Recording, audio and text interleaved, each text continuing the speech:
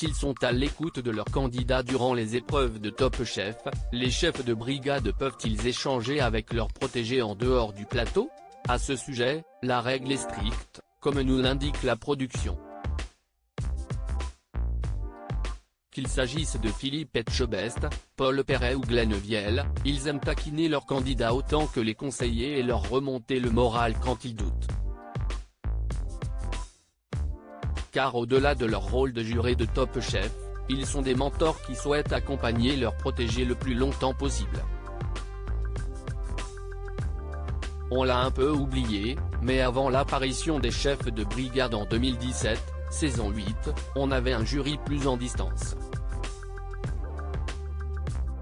Les brigades sont une création française qui a changé le rôle des jurés, nous a rappelé Stéphane Rothenberg lors de la conférence de presse de la saison.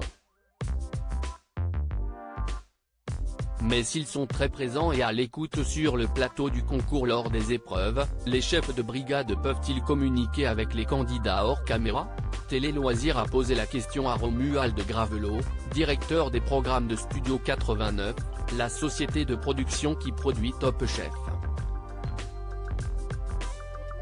La règle doit être la même pour tout le monde, les contraintes strictes de la production de Top Chef on évite, les échanges entre les chefs de brigade et leurs candidats, note de la rédaction, afin que chaque candidat ait accès de la même façon à son chef de brigade, pose d'emblée le producteur. La règle doit être la même pour tout le monde car, on le rappelle, Top Chef est d'abord un concours, poursuit-il. En revanche, depuis plusieurs années, quand les candidats croisent leur chef de brigade 10 minutes avant une épreuve, on filme leurs échanges, assure le producteur. Et d'ajouter, comme ils se croisent en même temps, ils disposent tous de la même durée d'échange avec leur chef.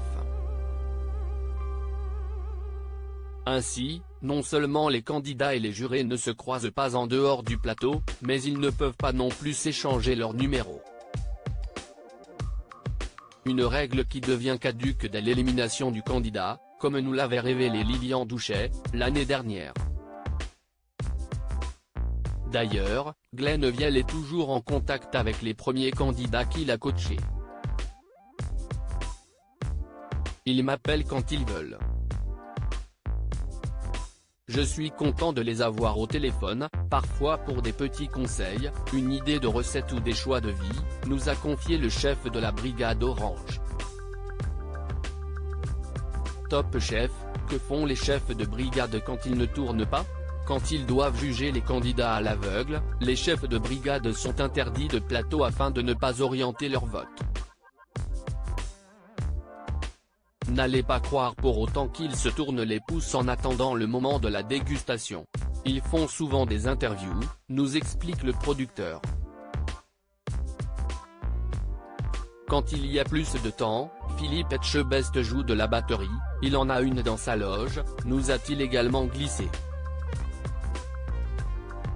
Et sinon, ils travaillent. Ce sont des chefs d'entreprise, donc ils sont au téléphone, avec leurs équipes. Ils n'ont pas tellement de temps pour se la couler douce, conclut-il.